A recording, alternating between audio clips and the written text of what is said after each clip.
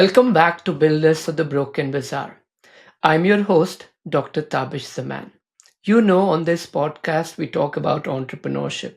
And when we talk about it, it's often about survival, about people building in places where systems have collapsed or is collapsing. But today, let's bring that lens closer to home. Right now in the UK, charities and voluntary groups are facing what many are calling a collapse. Local councils, they are staring at multi-billion pound deficits, with councils across Britain projected to have 4.3 billion black hole in their finances next year. This is according to the Financial Times. At the same time, demands on charities have exploded.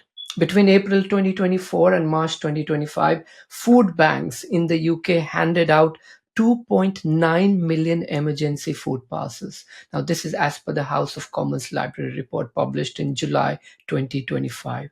That's one parcel every 11 seconds.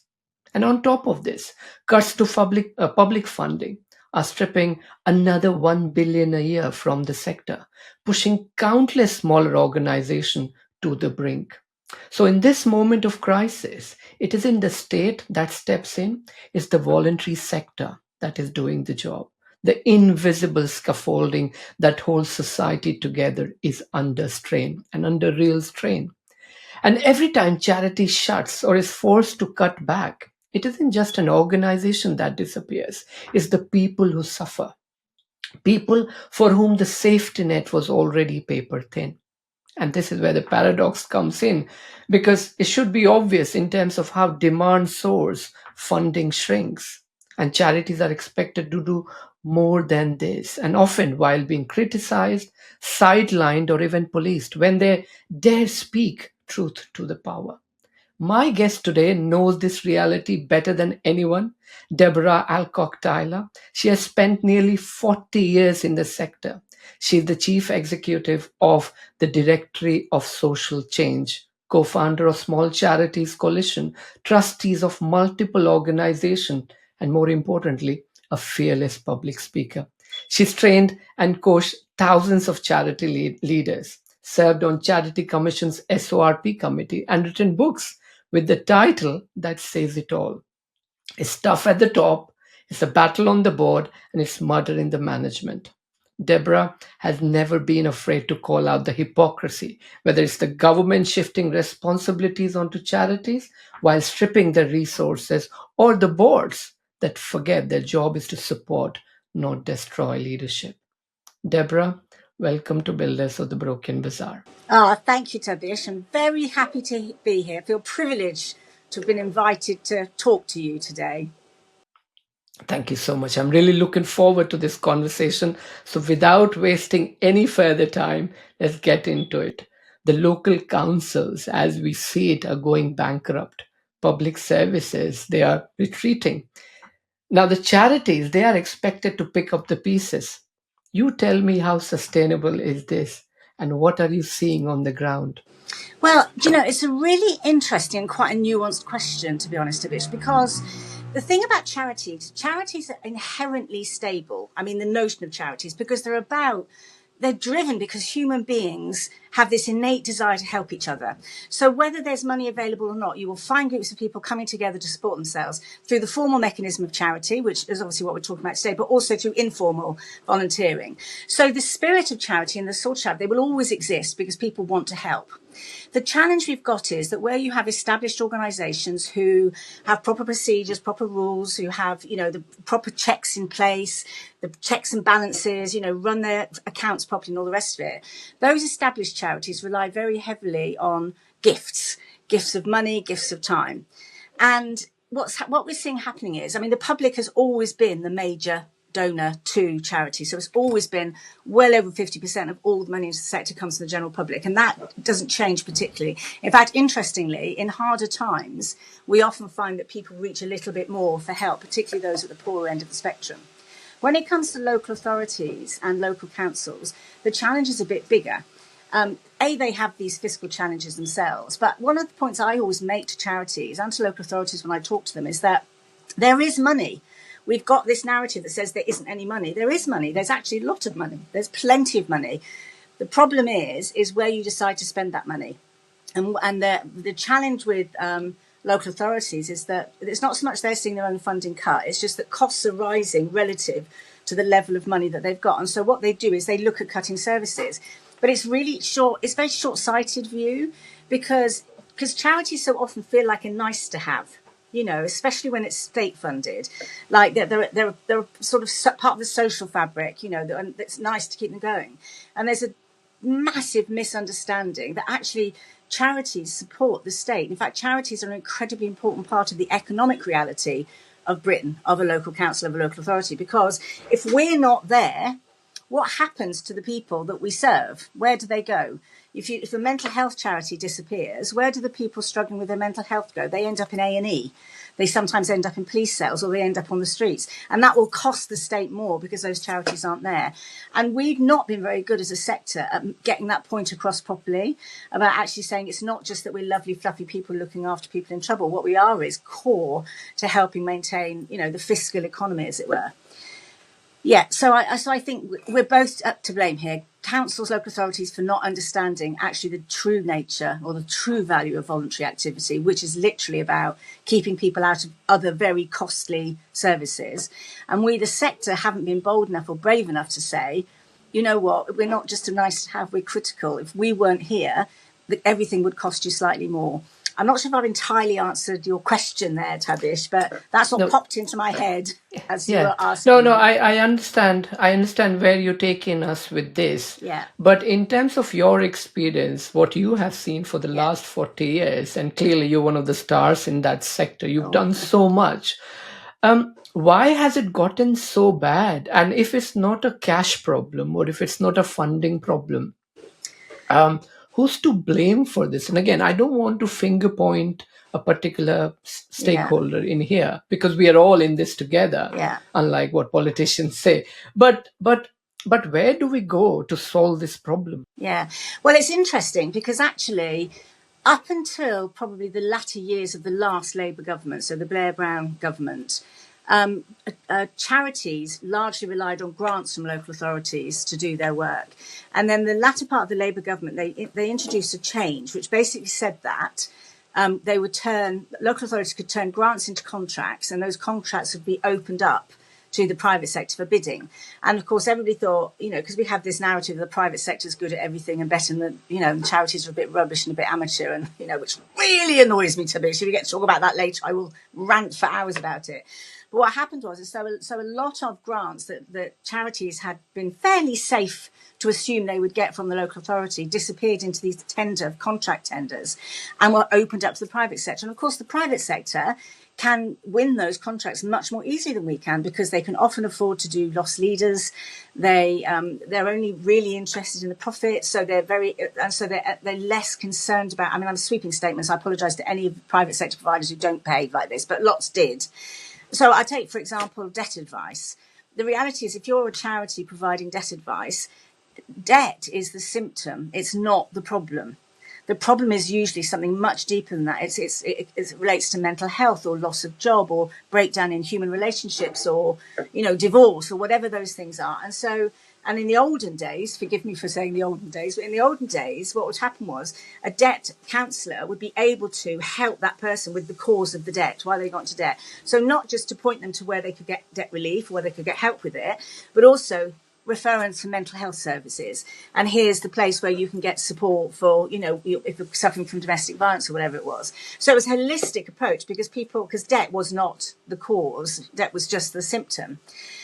Then you get a whole load of folk coming in and saying, okay, we need to process 100 people a day through the debt thing. So what you do is you get all the contracts shrinking down so that you get paid. The other thing they introduced was payment by results, which again was a really terrible idea and has had a completely wrong impact, wrong effect.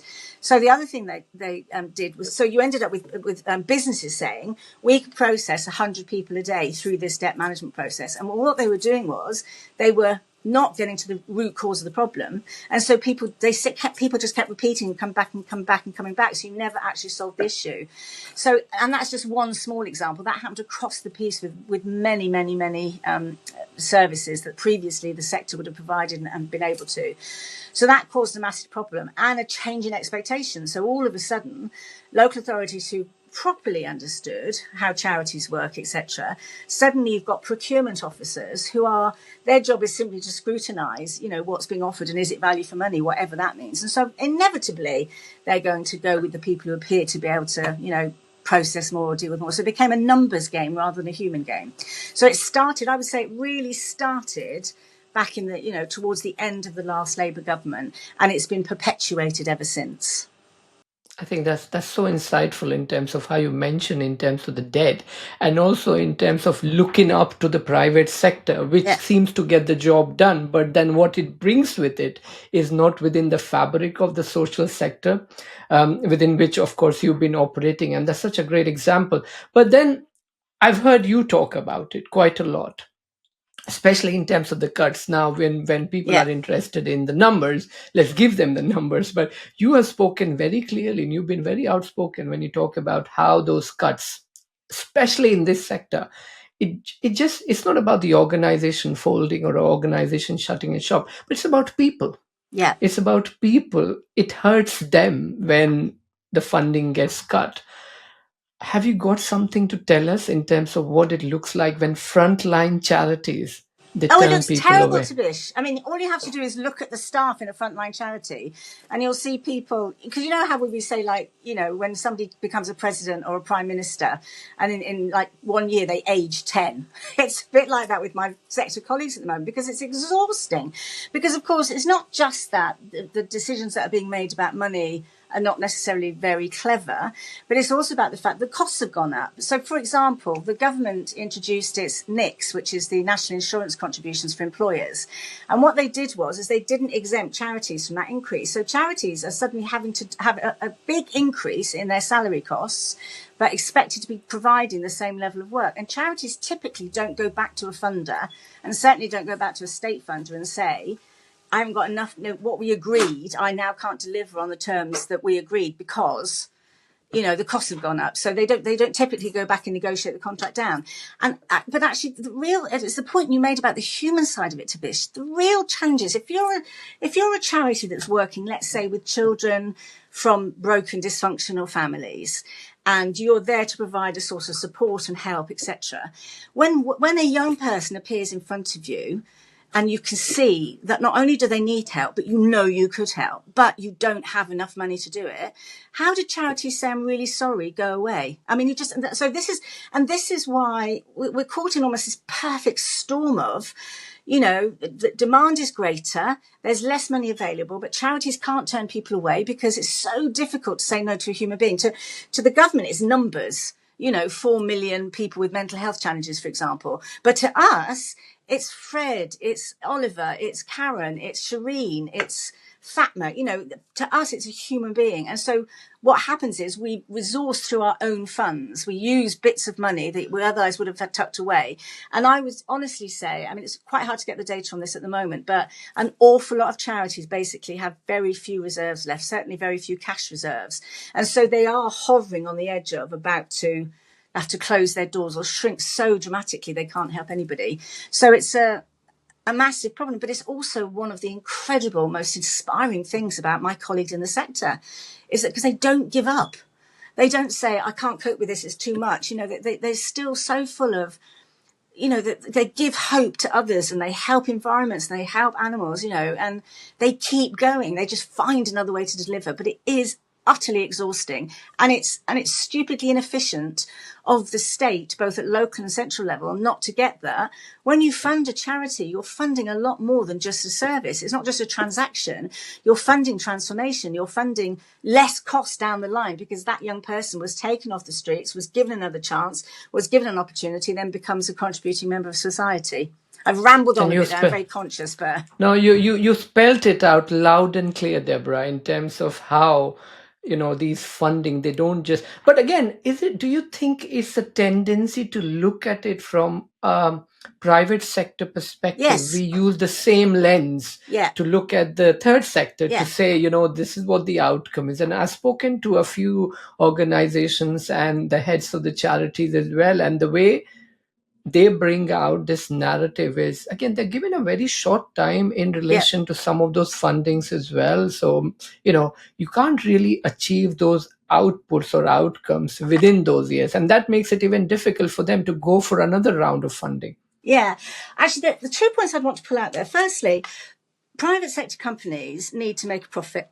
And I do not have a problem with profit-making organisations. We need them because they pay taxes, they employ people, they develop new technologies which benefit the world. So there isn't a problem with that. The problem is when taxpayers' money that serves to help human beings who are in trouble is used to make profit for a private sector company. Does that make any sense? So go ahead, sell your bread, but I would say children's homes, private sector children's homes, some of that money is going to shareholders. My taxes that's being paid is being given to a children's home to be run, but it's a private sector children's home, and some of that money is going in profit. And for me, there's something just inherently not even morally or ethically wrong. It just doesn't make good business sense. Why would you do that? Why would you spend some of my money on somebody else having a profit? So I do think we should have limits on where it's acceptable for private sector companies to run services. Yeah. And also there's this underlying assumption that private sector is more efficient and better than the charitable sector. But, they might look slicker, Tabish. The surface, the book cover is gorgeous, got posh offices and it all looks rather wonderful. But actually, there's probably a lot of waste and inefficiency. Whereas with the charity, we don't waste money on posh brochures or, you go into your average charity sector office and you'll find that people are on, wheelie chairs with a wheel missing, and that our laptops are so old, credit a chap called Steve Allman here, but our laptops are so old they're claiming a pension. It's like charities know how to spring every single thing out. So that's the first point. The second point is that we have a tendency, society actually, have a tendency to have a transactional view of problems rather than a transformational view. I talk about this a lot actually when I'm, doing the rounds of my speeches. But so here's the thing. So my example that I use is there's a canal in a local community. There's a canal in a local community, and that canal is disused. It's got all sorts of supermarket trolleys around there. It's got drugs paraphernalia. It's not an attractive place. It's not a safe place. And the local community complain all the time to the local authority, please, can we do something about this space? And so the local authority finally gives into pressure. What it does is it issues a tender, which we've already touched on, and for someone to come and clean up the canal. And the tender is won by abbs.co.uk, which stands for a bunch of blokes with shovels. And it's a 3-year contract, and every 6 months they rock up and they clear up the mess and they disappear again, and that carries on. And so every 3 years there's another tender, and the canal actually, it's tidy for a bit and then it falls apart again. So that's one way, and that's a typical way in which problems are viewed. The transformational way of viewing the problem is by rather than paying a company to clean it up, by giving a grant to a local charity, the Clean Up the Canal campaign. And what they do is they gather volunteers. Of course, they buy a shovel and they buy a shed and they buy a community center. What they also do is they go and engage the local primary school, and they go and talk to the older people's care home, and they organise trips around the canal, and they do learning and teaching, and they have parties on the canal side and things like that. And what you have there is a transformational view of the problem, because the problem was not the dirty canal. The problem was a community disengaged from its environment. And what the charitable sector is doing is re-engaging the community with the environment, whereas what the business is doing is just coming and clearing it up. And that, for me, is a fundamental difference between private sector and charitable sector. We bring volunteers, we bring a different kind of energy, we bring connection, etc., and a way of collaborating with other organisations, both the private sector and the state, by the way, that is much, much more sustainable in the long term. And of course, in the long term, it generally is more sustainable because charities tend not to walk away when there's no money, as we know to our cost. They just find another way to keep delivering. You have different kind of people operating in this with a different heart, but I think you summed up rather beautifully in terms of the difference between the two sector. But then comes the point where the private sector and the political world, how this is closer than ever in terms of our lifetime, what we are Mm. seeing. So it just feels like when it comes to the charity or the third sector, and again, I'm not sort of generalizing it, but charities are being used to plug some of the political failure. They've Yeah. been asked to mop up the austerity, while those who are doing it or talking about it, likes of yourself, again, might be sort of stay out of this, stay out of politics. What do you have to say to that? You can't stay out of politics. I mean, nobody can. Even the people who say, I don't do politics, they're idiots because, if they moan about a pothole, that's politics. If they talk about their kids' education, that's politics. If they moan about house prices, that's politics. You cannot function in the world without being involved in politics. And no amount of saying that, nothing to do with politics, nothing to do with me, is going to stop that happening. But it's particularly true for charities because, because I don't know any charities who really just want to be a sticking plaster. The vast majority of charities would love not to exist, to not be needed. We'd love it if there wasn't an issue with poverty in the country. We'd love it if people could earn enough so they could feed themselves. We'd be so happy if all children had access to a decent education, if human beings were safe in their own homes. So there's a real, what am I trying to say here? There's a real drive in our sector to stop the problem occurring in the first place. And the only way you can achieve that is through campaigning and advocacy. You have to go and say to somebody who can do something in the system, this is a problem and this is what would help to solve the problem. I mean, this is a highly political point, but I take the 2-child benefit cap. Now, the problem with that is that, plenty of people have more than 2 children. If they're lucky, of course. But what happens is that cap drives an awful lot of families into poverty because there isn't the support that they need for the other children that they have in their family. So the solution is quite simple, but we have to keep campaigning and pushing about it in order to get those families slightly back over the poverty line or with a little bit more disposable income to do the things that you need to do in order to run a family. Does that make sense? So Yeah, most of absolutely. us, And this advocacy which you're yeah, talking about, and especially with regards to how we value the yeah, sector as such. Now, this should come in terms of not just the state, I mean, how they look at yeah. it, who they engage, who are they talking to, but also, do you think in your lifetime how you've seen things change? Um, does the society in general value the voluntary sector, the third sector at all? Or do they see again aligned to what politicians ask them to Yeah. see as a cheap substitute for the state? Honestly, I think they do value it. I just don't think they understand it. So people tend to separate. So if you say to somebody, what do you think about charities? Human beings tend to think of big charities, the big brand, Cancer Research, Barnardo's, NSPCC, those kinds of charities. And if anything happens in those charities, like somebody moans about the chief executive paid too much or what have you, or Oxfam having his issues with safeguarding, instantly it's a whole write-off of all charities are not well run.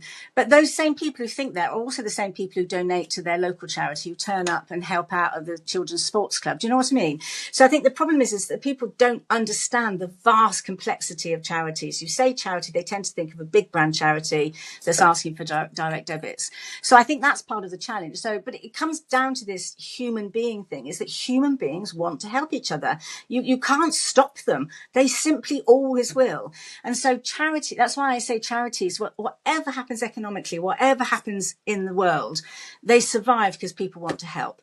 It's just that there's a survival which feels a positive thing, and a survival which feels exhausting. And the survival at the moment, I would say, feels absolutely exhausting. And that's not just because we're trying to deliver services with effectively less money to more people, but also that the environment in which we're trying to do it. So you take, for the moment, refugee and asylum seeker charities where they're having to write to the Commission to ask for their trustees to have their names and details taken off the register to protect them because they're under threat from people attacking them in their homes and, and the charity's premises in very, very often cases. That's awful, to be carrying out a perfectly legitimate charitable purpose, which is to help people who need help, but to have to, hide who you are because of some idiot who's going to come and threaten you or chuck a bomb at your house or something. And then also the other side of that, of course, is that also takes away the whole point about charities, which is about transparency, is that we want to know who's running charities because they can have a lot of influence and a lot of power. So we need to know who the people are and we need to hold them to account. And what's happening is we're getting the opposite of what we really aspire to, which is a completely transparent, open sector, because we're hiding the names of the people who are governing that sector. Yeah, I think that's a very valid point. And again, you see that overlap from the private sector as well. And again, I don't want to take you back there, but you have said before, and again, in one of your pieces, in terms of how independence is non-negotiable for charities. Yeah. So how do you stay independent when funding often becomes the sort of the very state they need to challenge? So, as we are seeing in the current environment. Yeah, and honestly, Tabish, it's really hard, to challenge the state in any way, shape or form and to stay true to what you're trying to achieve if it comes with the threat of you losing money. Because what charities are caught in this horrible place where they could potentially lose funding if they challenge or they criticize the government or whatever's going on. On the other hand, if they lose the funding, that means the people they're serving are not going to be served because they don't have the money. On the other hand, they have this group of people who they desperately want to create better lives or better environments, whether it's people or animals or whatever for. And so you're constantly caught in this horrible, horrible sort of in-between thing about, where do you say, I'm really sorry, we're not going to give in to your demands because they're unreasonable in the context of what we need to do as an organisation. And so, but boards of trustees and chief executives make these kind of really, really hard decisions all the time about which way do you go. So there isn't a simple answer to this. The only thing I would say is that if you're going to allow yourself to be influenced, you have to ensure that you're not tying yourself into it. So, if for example, although this government is taking out the requirement, but if you're tying yourself into a 3-year funding contract, which has as part of its terms and conditions that you won't speak out negatively against the decisions that are being made, is that really worth the money to get rid of that principle? So in other words, you're not going to challenge or do anything to support those people they're actually serving. So I want to say there's a simple answer, but there isn't. The only thing I would say, it has to always be on the agenda. If we take this money, will it compromise our independence?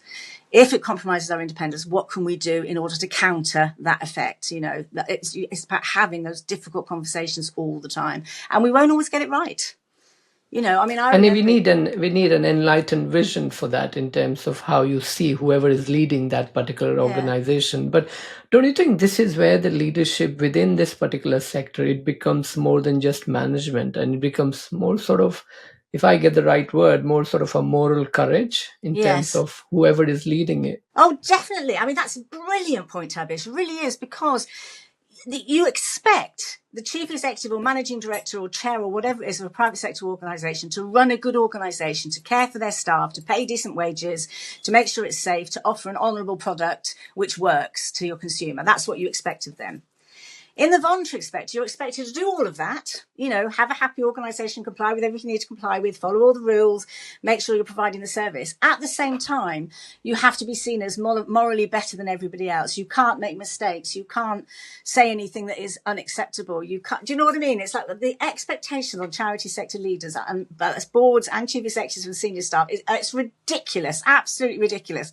We're supposed to be holier there. And the truth is, Tabish, well, look at me. I'm no different to your average human being on the street. I make terrible mistakes. I swear I get things wrong. It's like, so yeah, it's a really good point that we have a different expectation. And in a way that gives us power, because people assume we have some kind of moral authority. So that's quite a handy thing.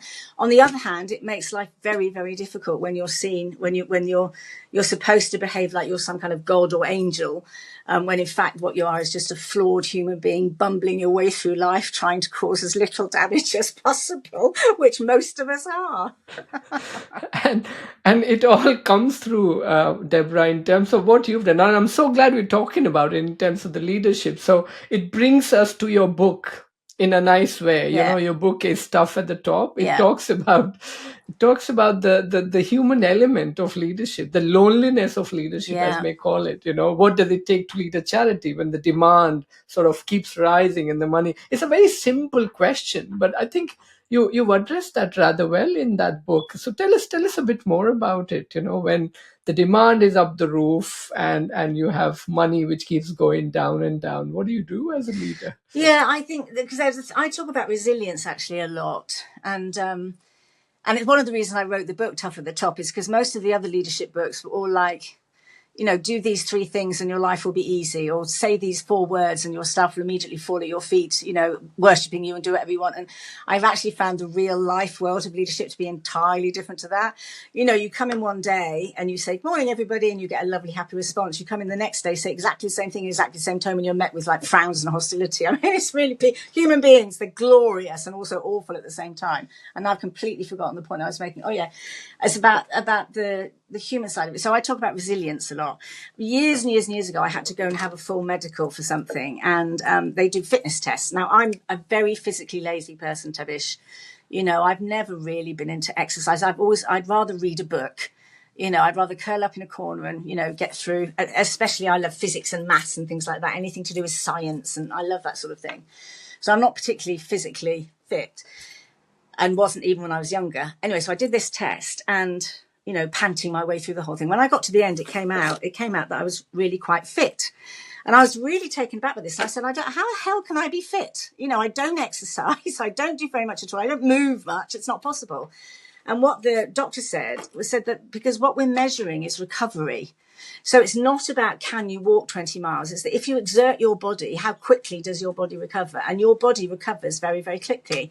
And I think that's the same about what I say to leaders in our sector now and charities generally is that the challenge might be hard, or you might be facing a massive problem at the moment.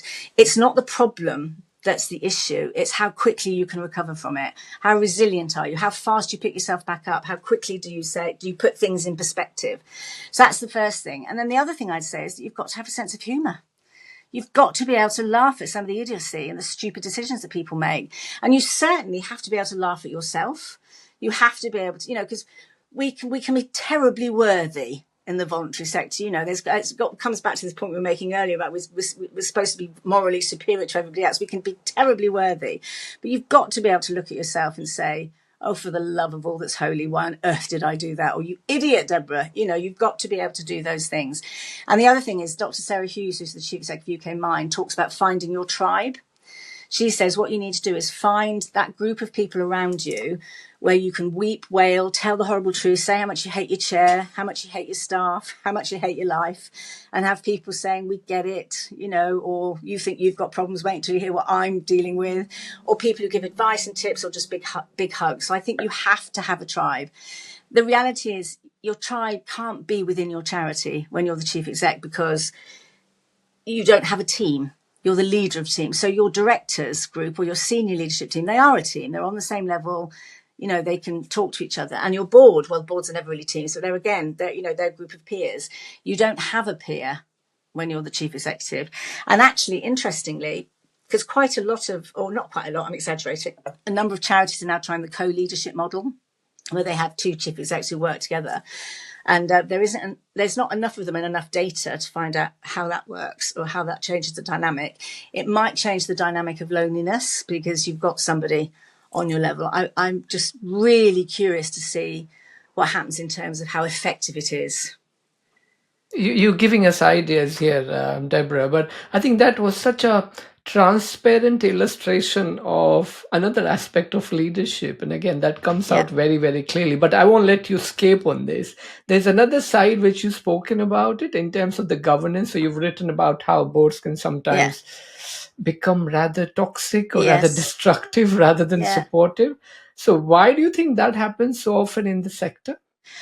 Well, honestly, I think it's group psychology, and I think it's that what happens is that the negative sides of that kind of group behaviour is exacerbated when you don't see each other very often, you don't know each other very well. I mean, the reality is, board of trustees in the sector, on average, there's probably about 10 or 12 people on the board. They come together. I mean, let's say they have 4 board meetings a year, once a quarter.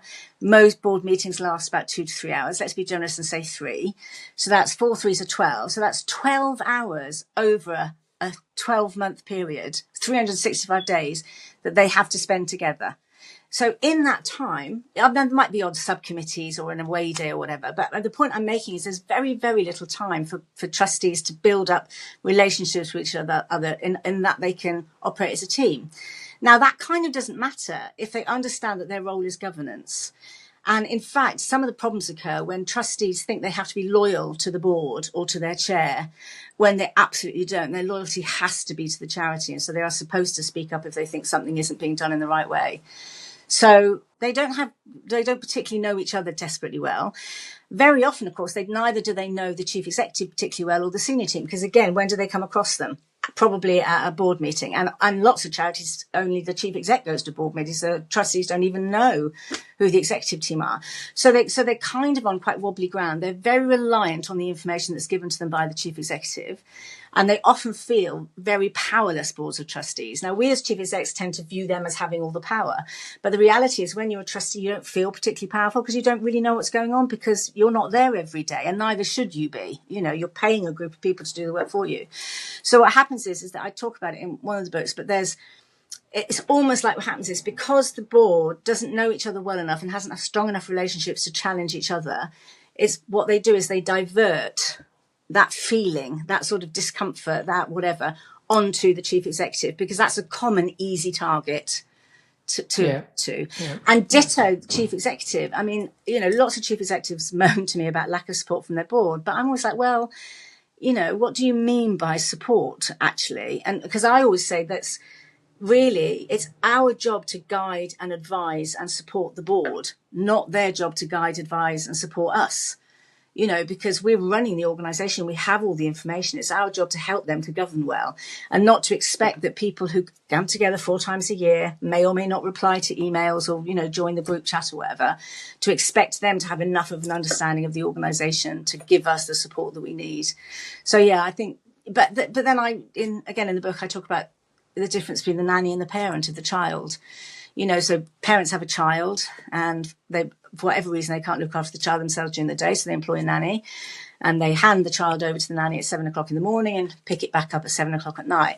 So for that 12 hours, 7 till 7, the nanny knows, and it's the waking hours of the child. They know everything about their child, what they like, what they don't like, when they get grumpy, when they get cross, what they like to watch, what they like to do, etc.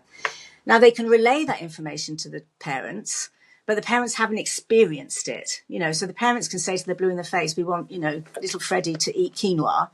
And the nanny will say, that child is not going to touch quinoa, even if I ladle it with sugar and jam. You know, it's much, much better if he has couscous or whatever it is. The relationship gets difficult when the parents forget that the nanny is in fact the expert in the child. And when the nanny forgets that the child actually belongs to the parents, and it's the job of the parents to make long-term decisions. And I think that's a great analogy for the role between the executive and the board. You know, the board are effectively the parents. They don't know the detail.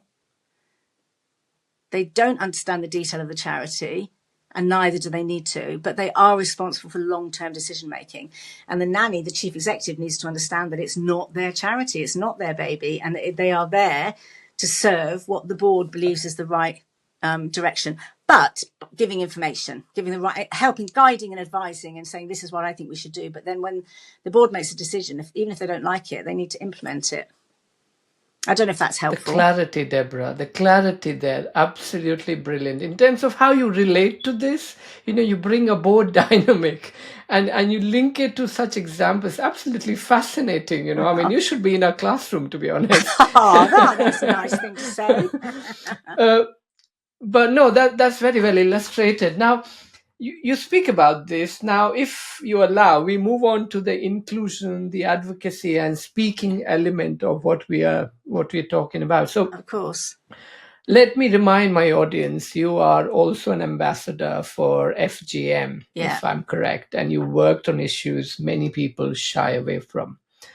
What was the thought behind all of that, and how charities, according to you, how can some of those charities give voices to people? And I would say, I wouldn't even call that a minority anymore, those who are silenced or who are ignored that way, especially in relation to the work you've done as an ambassador of FGM? Well, I can't claim a lot of credit for that, really. That's the Africa Advocacy Foundation who do all that work. It's a fantastic organisation. My job as an ambassador really is just to raise the issue, to point people in their direction, etc. But actually, on the broader question of voice, it's really interesting because I was giving a keynote speech for the RNIB when they were launching this new collaboration they had called the Vision Pathway, which they collaborated with the health sector and colleges, etc. on. Brilliant piece of work, by the way. But as what the chair of the session asked me a question, the question he asked me was, how can we encourage people to advocate for themselves? And it's a valid question, and lots of people ask it all the time. But I can remember saying at the time, well, the problem is so I take myself as an example. I'm a confident, experienced older woman who has I have a powerful voice. I'm a good communicator typically, and I find it incredibly difficult to self-advocate. Incredibly difficult. I find, just take my doctors, for example. I mean, my doctor's lovely, but the minute I'm in front of him, I feel very nervous and unsure of myself, and I don't want to burden him, and I don't want to take up too much of his time, and this is me. Now, imagine all the people who don't have my confidence and my age and my experience behind them, how difficult it is to self-advocate. So I think people need advocacy. They need other people to speak on their behalf, not because... and not in a way of taking away their power, because it does make you feel powerless. And the other thing is about the messenger matters. So if I'm a woman and I'm banging on about misogyny in the workplace, people expect me to say that.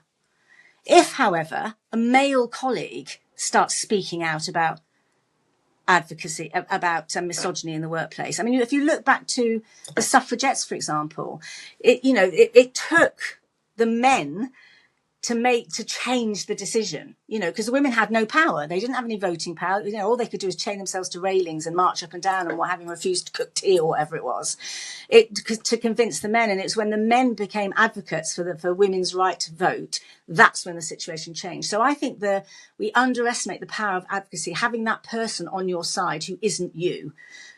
And they'll often have more credibility. I mean, I bang on about this all the time, but actually about funders, trusts and foundations in particular.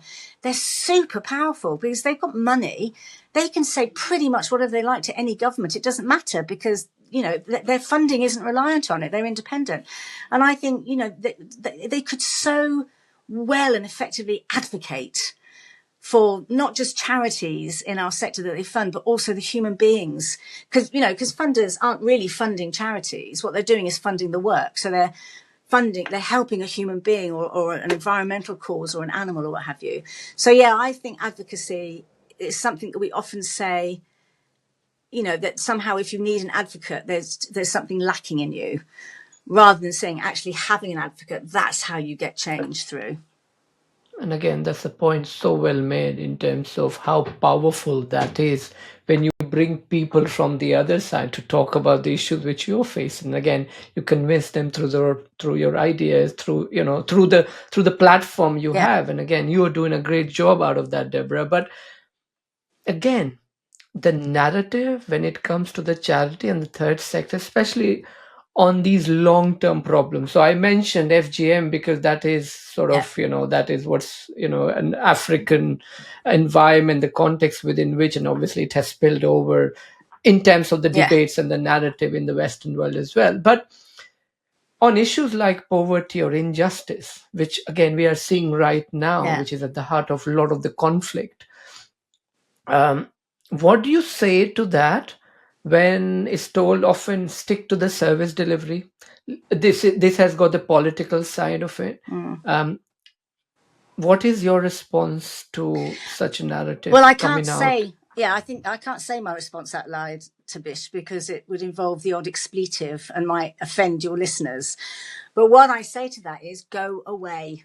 It is absolutely a core part of our job to campaign for things to be better. And by the way, if you listen to us and implement our advice and our suggestions, you will find that we have a better run, happier country. You will find that it will cost the economy and the government, the taxpayer, less money if you do carry out this piece of preventative work or fund this particular aspect of what we do. So, and I have to say, actually it's not nearly as restrictive as the charitable sector has talked itself into.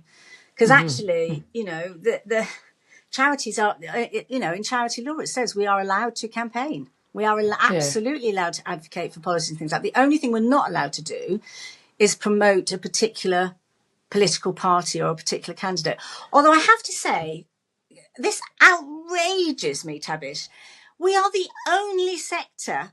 Well, the public sector can't either for different, but then they've got all the political people in there.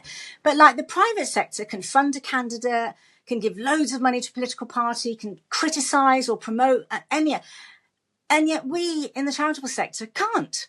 And I just, it does not make sense to me. Why? Why can we not openly say, if you want child poverty to change, you need to vote for whoever.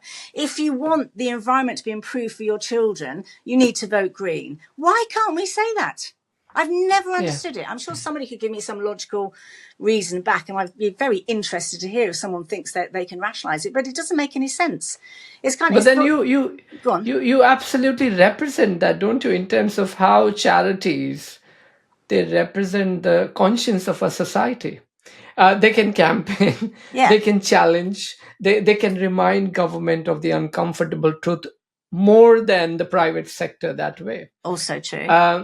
And even in today's climate, you see how, I mean, what bothers me, and which is why we are here in terms of on this podcast, I'll be honest with you, is the hostility towards that advocacy. So Yeah. I am an academic at a university, but you see that restriction in terms of, although I'm very lucky that way, that my university and my colleague and my ecosystem that way has had no impact on what I do or what I try to do, but that restriction, that attempt to silence Yeah. things, or funders pulling away from anything which is deemed political at all. I mean, what does it actually mean for the democracy itself? It is really troubling in a sense. It is. And actually, I sometimes argue that charities are the last bastion, really, of democracy, because charities, we have charity law and we have to comply with, obviously, the laws of the land, but we're really free. We're much freer than we think we are to campaign, to challenge, to picket, to, lobby and all the rest of it. We're much, much freer than we think we are. Again, often it's the fear of some, unrealised consequence that shuts us up, or actually, maybe more fairly, lack of resource and lack of time. If you're dealing with a whole load of people coming through your door, you don't actually have a lot of time to stop and think and write a letter to the Prime Minister or the, business secretary or what have you. So there's that time constraint too. But yeah, exactly, because you can't stop us. But you can take away charitable status, but you can't stop people gathering together in service of something they care about. You can't. I mean, I think having charities and charitable status is really important, because it gives structure and it provides trust. And that this is an established organisation. It has to comply with the law. It has to behave ethically and properly. It has to be accountable for the money that it receives and how it spends it. Whereas you don't have that same measure of assurance when it's an unregistered organisation that's just a group of volunteers who come together to do whatever.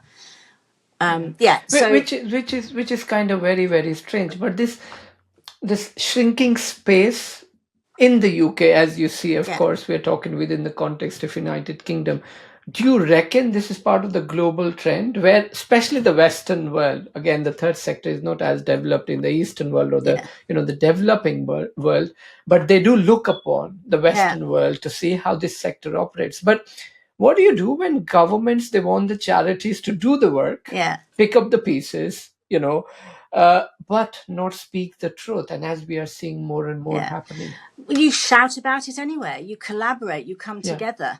It's like we've always been tried to be stifled by governments or by wealthy people, and sometimes we cave in, but mostly we don't. Because if you look at the history of what charitable organisations, charitable campaigns have been able to achieve. I mean, take clean air, for example. We have cleaner air now than we would have done if it hadn't have been for campaigns by British Lung Foundation, British Heart Foundation, Asthma UK, etc. So you have to keep talking about it and you have to keep saying it. And I also think it's very easy to see the moment you're in as being indicative of future trend, if you see what I mean. But actually, two things. I remember an old trustee of mine used to say, this is not all of life, this is just part of life. I'm always brought back to Martin Luther King. The arc of the moral universe is long, but it tends towards justice. And I think that's still true. I think what we're in now is a blip. I mean, I have a theory about punctuated equilibrium. So punctuated equilibrium it's back to Darwinism. So, that the evolution of species. And the problem, and it's a very sensible idea, but part of the problem is that there are breaks, there are gaps in the fossil record, which make this kind of sense of gradually evolving, like kind of not swing properly. So modern Darwinists have a phrase called punctuated equilibrium, whereas what they say is that organisms, flora, fauna, plants, whatever, they go along for a bit with the odd change here and there, the odd mutation here and there, perfectly happy. Then something happens that forces a rapid change. Now, in evolutionary term, a rapid change can be 150,000 years, 200,000 years. But and then all of a sudden what you then get is you then see the next evolution of the eye or the leg or whatever it happens to be. I think that's also true of human history. If you think of us as like evolving as societies, right back to when the early records of human beings, the development of civilizations, what you'll see is for long periods of time, nothing much changes. Then all of a sudden there's a shock to the system. So a shock to the system might be, for example, the birth and therefore the belief in Jesus for those people. So that was a big shock to a system, which brought about a big dramatic change in how religions worked. Or the printing press in 1500s, that was a massive shock to the system when all of a sudden, religious text was available to the masses. You didn't just have to rely on your priest to tell you what's said in the magic book. Or the information age or a world war, whatever. There's a shock to the system. And then what you see is society changes and then settles into the next thing. And I think this is what we're in right now. I think we're in another period of punctuated equilibrium of human history where what's happening, and when you're in it, it's tumultuous and it's turmoil and it's difficult and it's, it seems you're getting more losses than wins. But actually, I think that we will get through this period as human beings and come out on another and different and more evolved level of human society. Possibly not in our lifetime, Tabish, to be fair. I'm not talking about 10, 15 or 20 years, but if you look back at history and the history of human beings, Noah Yuval who wrote Sapiens? When you look back at the history of humans, we see this all the time. Stability, wallop, big change. New stability, wallop, big change. So I'm hopeful. I don't think that's actually a very positive affirmation of your experience in terms, especially for the new generation. And I want to squeeze in here, especially for the younger generation, as we get evolved, as we wrap ourselves in this digital transformation phase and move into us with all the disturbances happening in and around us. How do we get to this point where this sector pushes or establishes itself in terms of the boundaries and sees itself with different stakeholders as not just the glue for the society, but actually picking up the pieces and getting things done? Yeah. That's a massive question, Tabish. I'm not sure I can answer it, to be honest, but I will say there are a few things. I think, firstly, if we're absolutely clear about why we exist and we stick and we're really, really clear, like we exist to, improve lungs in Britain. We exist to stop people having heart attacks. We exist to minimise the effects of dementia. We exist to get children out of abusive, families. If we're really clear about our purpose and stick to it, that really helps. That really, really does help to do that. If we advocate, which I've said earlier, so if we speak out and say, and if we don't feel we can do it alone, do it with a gang of people. It's like if I, as a lone chief exec in a charity, don't feel confident or strong enough to say a thing, let me gather a few like-minded folk around so we all say it together, so I can't be singled out. And particularly in our sector, we have, where charities can't advocate for whatever reason, we have infrastructure bodies that can advocate for them, like NCVO, for example, or a local CVS, Counter Voluntary Service, or organisations like DSC who can speak out and say this is wrong, this needs to change, etc. So I think it's like if you really believe, you will find a way to get there, and kind of don't give up. It's like, that life is in no part. I mean, I would love to meet the human being who sailed through life from birth to where they are now without having suffered anything, without having failed an exam or liked somebody who didn't like them back, or had a failed relationship, or failed a driving test, or, baked a cake that didn't come out well. Like, we face setbacks all the time, and they're part of what makes us grow as human beings, hopefully, not always, but grow as human beings and become, it's the path to wisdom, isn't it? That you gain wisdom through failure, not through success. And I feel that, like, that very much about our sector is like, okay, so there are loads of things we haven't succeeded at yet. I think, as a colleague of mine, Dr. Claire Mills says, I can't remember how she said it. She says, persistence overcomes resistance every time. And she's not wrong. You persist for, 50 years, you suddenly get the vote for women. You persist for decades, you suddenly legalise, homosexual relationships. You persist for decades and you suddenly get female priests in the Church of England. It's like persistence overcomes resistance. Don't give up. There is always, always hope. That's a great line, Deborah. That's absolutely beautiful. Now, I have a few questions before we head into the quick fire round. And again, I'm very conscious of our time as well. But I'm really enjoying this in terms of, I wish I could sort of stretch it with a few more in terms of, given your work, what you've done and what you have seen, there's so much which gets talked about when we are talking about innovation and new things coming out of a particular sector. In your own sector, how hopeful you are to see new things breaking out and changing the way you operate, or changing the way you do the service delivery, or changing the business model, if I may call it. And again, it's a borrowed term from the private sector that way. But how hopeful you are, and what do you see in the current times? Well, I see a couple of things. I see charities innovating all the time. And the interesting thing is, it's like, what is it? Necessity is the mother of invention. That's the phrase, isn't it? Well, when charities are driven to their knees, they have to get very bloody creative and very innovative very fast in order to survive. So this kind of notion that charity sector is very innovative, I don't agree with that. I think that's like a trope. That's a perception. Private sector is really innovative and really creative and move forward. That's not true. That's not true. How we buy from supermarkets hasn't changed. I mean, you know what I mean? It's like, so I do see that. I think that the one thing that will never change is that the voluntary sector will always rely on donations. And I think that's the right thing to do. And I think it's the important thing to do, because when you persuade somebody to donate either time or money to your cause, what you're doing is you're tapping into a human being's sense of something bigger than themselves. When you persuade an individual to volunteer, to donate to your cause, it's not the cash really that's the thing. It's the fact that that person has stepped out of their own bubble of the world revolves around me and suddenly realised that actually there are other people suffering and I can help with either my cash or my money. And I think that, so when people sort of say, oh, trade more, earn more, I'm like, you're kind of missing the point, really. It's like this, people are discouraged from setting up new charities. People say, well, instead of setting up a new cancer charity, why don't you just donate to Cancer Research UK? Well, because you send a check to Cancer Research UK, it gets lost in the myriad of other checks. I'm not saying you shouldn't, by the way, they need the money, but I'm just making the point there. But when you set up your own charity, or when you donate to a smaller charity, what you're actually doing is you bring in your mates and your friends and your neighbours. You engage people in your community, in your family, in your workplace, often in this cause, which is takes them out of me. The world needs to revolve around me. The world needs to serve me.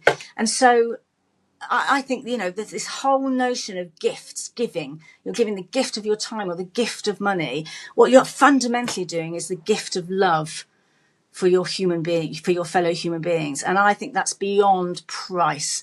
So when people talk about business models, try and set up your charity shop, try and sell it, whatever, that's fine, do those things. But just remember that every single person you persuade to donate or volunteer to you, you're not just helping your own cause, you're changing their lives and possibly the lives of the people around them. That's a great point, Deborah. And I think that ties into what I would take you to the government. So if you had the ear of the government right now, What's that one change you demand to stop the sector from being literally hollowed out in a way? Bring us to the decision-making table. It's that simple. If you put us in a room with all the people who have to make the decisions, you would find that we are massively knowledgeable and helpful and intelligent and know what we're doing. So the one thing I'd say, they've introduced the covenant now, and the idea behind the covenant, or part of it, is that we will be involved in, decisions. But actually, I'm not seeing any signs of that yet. I mean, only this week, our new Home Secretary, Shabana Mahmood, has announced this range of things to do with immigrants. This isn't a podcast about immigrants, because I could bang on about that forever. But one of the things she said is one of the tests so that you can keep your immigration status is, do you volunteer? And I'm livid about it, absolutely furious, because volunteering is a gift of love. You don't volunteer because you're afraid you're going to lose your immigration status if it gets taken away from you. And I bet you any money that nobody in the Home Office thought to ask the charitable sector, how is this going to go down? Is it implementable? Will it work? It was just, let's bung that in as well, because that sounds like a good thing to do. So bring us to the table. We know what we're doing, and we're very, very good at it. It's so important. That is so important in terms of even the project we are doing at the moment here in Hull, where we are speaking to the local bodies and the local institution. This is one of the biggest concern as to how the policies are made, how the local council comes up with what they do for the immigrant and the asylum seekers or the refugee individuals or refugee communities. They are not on the table. Or at least the representation from that organization who's working closely with these groups, they are not on the table. I know, and they it are makes not no being sense. spoken to. Yeah. And then comes this big policy in big words and all these jargon, which completely misses the point. And it's a waste of money at the end of the day. Yeah, total waste. And it doesn't work. So, Debra, Yes. we now head into the quick fire round. This is the last round before we wrap up the session. I'll be asking you 3 very simple questions. And again, if you could just answer that, that'll be wonderful. So my first question to you is, one of your books you'd want every leader to read first? It's A Battle on the Board. I think that helps anybody in a charity, actually, because it talks also about, although it's about governance, how people work together, it comes to the real heart of why we serve in charities, which is back to purpose. So I would say it's A Battle on the Board. Oh, and please buy it from the DSC website, not from Amazon. Oh, brilliant. Amazon Okay. take a walloping, massive, great chunk. And I don't make any money out of any of my books. It all goes to the charity. So please buy it from our website if you're going to, not via Amazon. I'll make that loud and clear, Debra. Thanks for pointing that out. That's brilliant. Is there a story from your career that keeps you going when you feel things are extremely difficult? Oh, my goodness. Well, there isn't a story. There's a quote, which I won't, because it's a longish quote, but there's a quote from George Bernard Shaw, which is, this is the true joy in life, the being used for a purpose considered by yourself to be a mighty one. It's one of my favourite quotes. I use it all the time. I feature it in books. But that's the thing. When I feel, God, why am I doing this? What is the point? I come back to, actually, I'm doing it because I know I can make a huge difference. And even if I don't make a huge difference, I'll go to my grave knowing I tried really hard to make a difference. So there's no one particular story, but there is there is that quote which I refer to regularly. And I can assure my audience the footprint you have left in your 40 years of that career, which is absolutely wonderful. And I would really encourage all of them to go and read about your work and some of the things which you say. And the best part of what you do is you speak your mind. You speak your mind and you say what is out there on the table, which is what we need in all the sectors, in both the sides, both private as well as this private sector. Okay. My last question is, we leave it on a positive note, and your hope for the future when it comes to the third sector and the voluntary sector. What do you think, where it's going? Well, I've seen, so up until the pandemic, collaboration was not big in our sector, because we're all applying to the same funders for the same money. Sometimes we're doing similar work. So there's a lot of backstabbing and, moaning about the other charity. And then the pandemic forced most of us who didn't like each other and didn't get on terribly well to collaborate, because we weren't going to survive if we didn't. My hope is that spirit of collaboration remains, because we are so much stronger united. And I don't mean we have to all believe the same things at all, because we don't. When people say the sector needs to speak as one voice, it's ridiculous. How can you? No. Our strength is in the myriad of voices.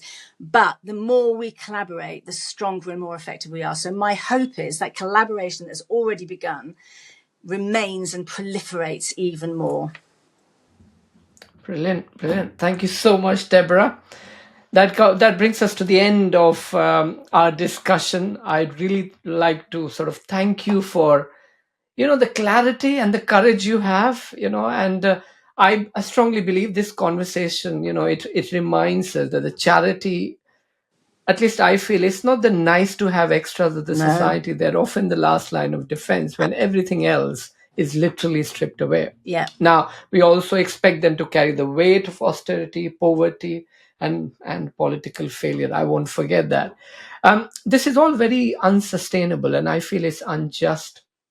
So the voluntary sector, it cannot become the dumping ground for the broken system.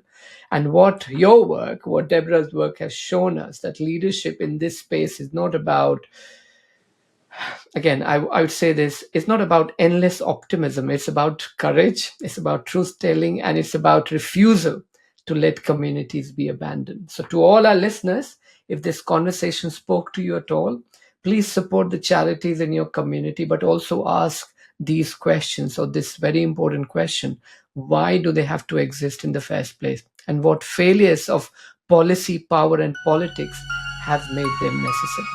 So up until the next time, keep questioning, keep caring, and keep building in the Broken Bazaar.